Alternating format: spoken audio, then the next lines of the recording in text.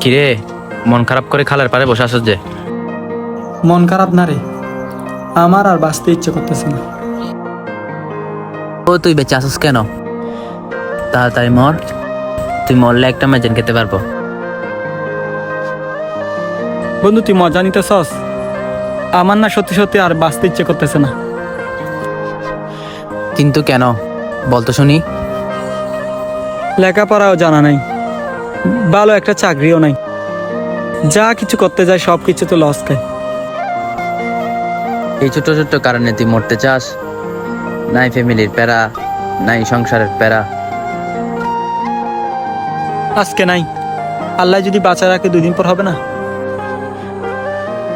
এমনও তো হতে পারে আজকে নাই, কালকে তোকে আল্লাহ দিবে না, তুই এটার জন্য ভেঙে পড়বি।